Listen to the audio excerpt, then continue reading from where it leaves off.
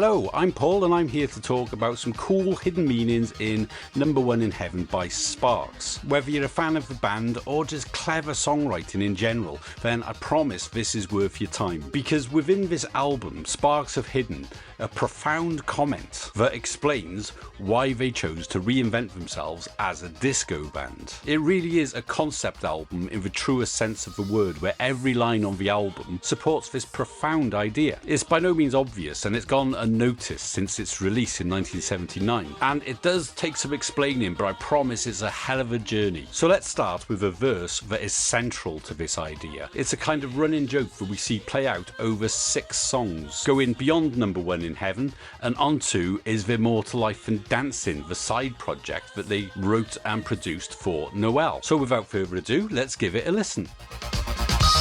This is the #1 song. Why are you hearing it now?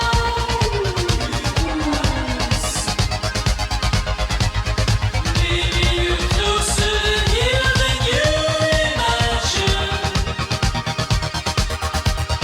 Leading you closer to here than you can. This is genius. The words match the celestial tone of the music, but if you listen carefully, there's this hilariously brutal message for the listener. Why am I hearing this song? It's because I might be about to die. Now that's a hell of a topic for a disco record. This is especially smart when you think of the audience for this song. SPARKS were writing for the nightclub. Think Studio 54 and hedonism and everyone lost in music. The late 70s disco scene was fueled by cocaine, quaaludes, ecstasy. So imagine someone off their head on drugs, then hearing the clean living voice of Russell Mael tell them the death is knocking on their door. But it's even smarter than that, because this is music that's written for people who are out on the town, having fun with their friends or trying to catch the eye of someone on the dance floor. In other words, they're distracted. It's a million miles away from SPARKS' previous audience, who would hang on their every word and movement. The opening verse can be seen to reference this. This is the #1 song. Written of books by the mightiest man. All of the angels are sheep in the fold of their master. There we follow the master and his plan. These words could be describing a nightclub if you think of the angels as being dancers. They're sheep in the fold of their master. And if you put the heavenly imagery to one side, then this can be a sly dig at the listener. They're sheep following the plan of the DJ who shepherds them through the night with a continuous mix of music. A fold or a sheep pen even looks a bit like a dance floor, and sheep naturally flock together, just as these people gather for this shared communal experience. Another candidate for the title of the master is Ron Mael, the mightiest hand himself, and he's turning his hand to writing music for the dance floor for the first time. And he has a plan, and that is to play a trick on one of these innocent lambs. The wording of the trick is genius. It's a bit like a subliminal message or hypnotism that's designed to invoke the fear of death in the listener. It uses nice words like heaven, closer, care, imagine, and this disguises the darker true meaning. Ron and Russell are putting words into the mouth of the listener. Why do you hear it now, you ask, as if it's not their idea, it's come entirely from this dancer, like it's just popped into their head. Maybe, just maybe, you're closer to here than you imagine. I'll leave that up to you. It's pure manipulation, and this is something that's signposted on the song before this. So let's listen to My Other Voice.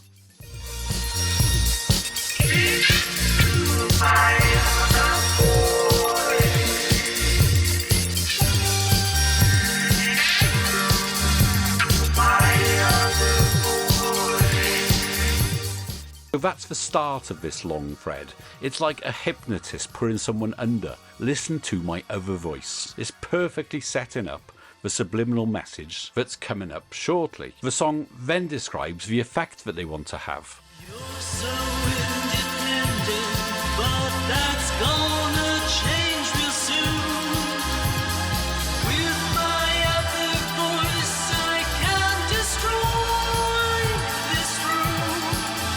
I'll wrap my voice around you and I'll drag you everywhere. My other voice.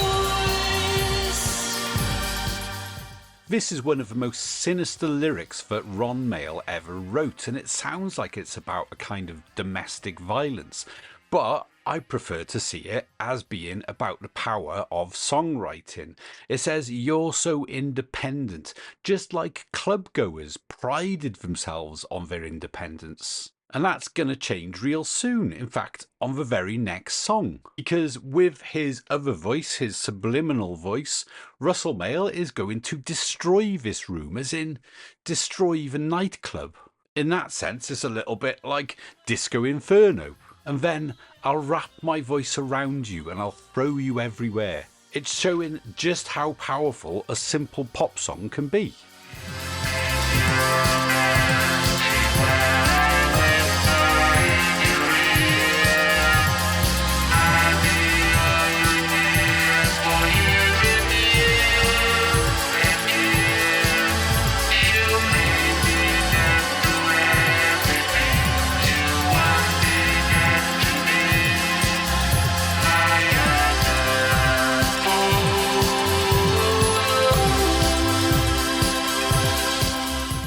A nightclub is a place where people go to find love or to hook up, so it's a romantic setting, and Sparks are infiltrating this romantic setting in order to whisper in this dancer's ear, and we now know exactly what it is that they're telling this dancer. They're saying, "You're about to die." And because they're doing this via a super catchy pop song, it'll be all that she hears for years and years and years. And then there's a line I love. "You may be deaf to everything, you won't be deaf to me." And I think this is about the expectations of disco music. Because these days, disco and irony go hand in hand. But back in 1979, disco songs weren't known for a wide range of lyrics. People didn't go to discos searching for meaning. It was all about emotion. These songs were about dancing, partying, love. And because it's an audience that aren't necessarily paying attention to the words, then they're deaf to everything. But Sparks are going to change that. They say, "You won't be deaf to me," so their message will get through. And this idea of disco being a genre that's lyrically weak is picked up on part 2 of the #1 song in heaven.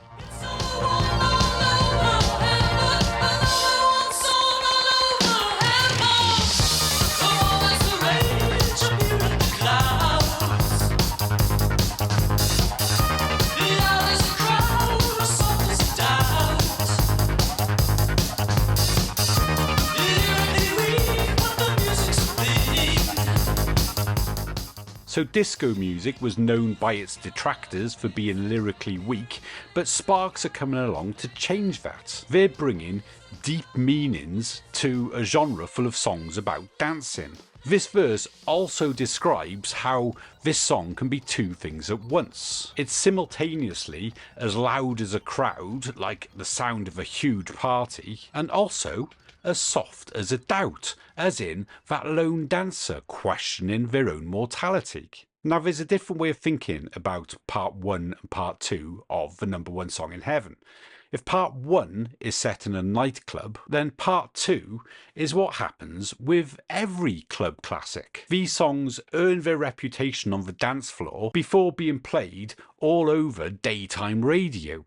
So part 2 represents the song being released out into the world. It's noisy, it's abrasive, and it's designed to compete with the sound of rush hour traffic. And this is where Ron and Russell take their joke even further, because they double down on these references to death. This time, it's hardly subliminal, it's right there in your face, but it's blink and you'll miss it. Again, This audience is distracted by their drive into work and don't give a second thought to this crazy line that's just come out of their radio. If you should die before you wake, if you should die while crossing the street, the song that you'll hear, I guarantee. The words are completely different, but the message is identical. If you should die while crossing the street, the song that you hear, I guarantee. So it's saying that hearing this music might signal your death. Now, parts 1 and 2 of the song have very little in common, but melodically, this part of the song is lifted straight from part 1. If you should die before you awake is the same melody as This is the #1 song in heaven. This is the #1 song in London. You should die before you wake. So it's a trigger. It's designed to evoke an existential crisis. I imagine the same dancer hearing it the next morning and losing her mind. And that's something that Ron and Russell explore themselves, because 3 months after the release of #1 in Heaven, SPARKS wrote and produced an album called Is There More to Life Than Dancing by Noel. And the album takes on a completely different tone if you think of her as being the target for Ron and Russell's practical joke. First step, you forget where you are. Next step, you forget who you are. I've tried, but I can't break away as I dance, dance to the music, dancing, dancing, dance, dance to the music, dancing, dancing. Dancing is dangerous, gently embraces us, then won't let go till the end of our days. This is the first-person perspective of a dancer who's fallen for Ron and Russell's joke. First step, you forget where you are, so the noisy nightclub around you disappears.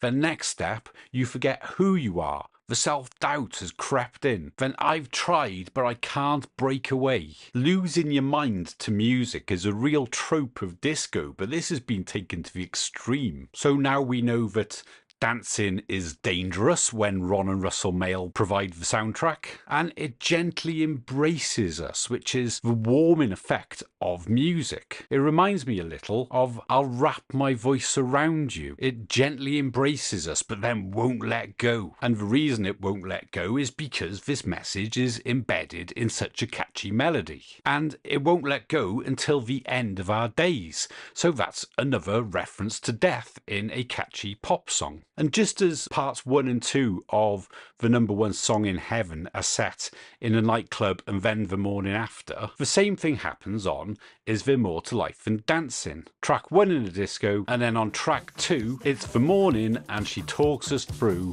what she experienced. I've done my share of dancing. I'm pretty good now, that's what you say. But could it be that I've overdone it? I've danced my mind away.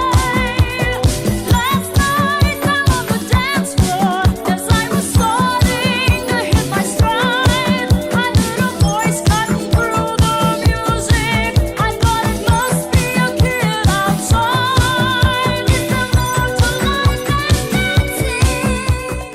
So she enjoys dancing and she's good at it, but she thinks she's overdone it. She's danced her mind away. And why?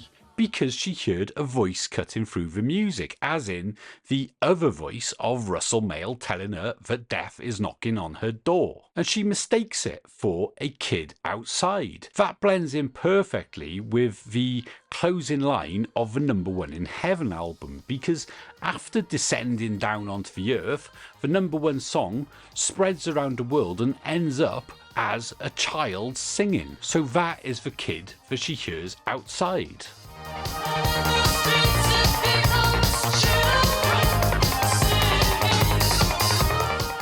So that's 5 songs, all with a distinct shared purpose, and that is to make the perfect disco record that's designed to put people off nightclubbing.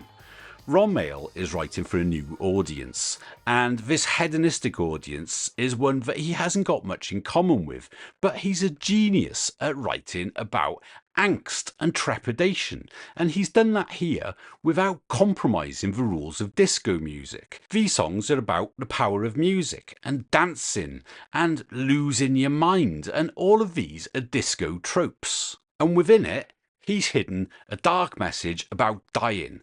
But even the heavenly imagery is subverted by the title of the album, because if you're close to heaven, then it's bad that you're going to die, but at least you're going to heaven. But then think about the album title. It's not the number one song in heaven, it's number one in heaven. And number is formatted differently as well. So it actually reads as no one in heaven, as in death really is the end. So that brings me to the end of part 1 of this video, and I hope you join me soon for part 2, where I'm going to cover the remaining songs here, because all of this ties into the same continuous narrative that Sparks have been building for 50 years now. So I hope you join me soon. In the meantime, I'd like to thank Monty Malin for organising this Record Store Day special, and he's got together with Larry Graves and Christian Huey and Penny Brown, and they're all putting out great content about this album, so be sure to check that out. But for now, I'll say goodbye, and I hope to catch you again soon on Metasparks. So thanks a lot. Cheers. Goodbye.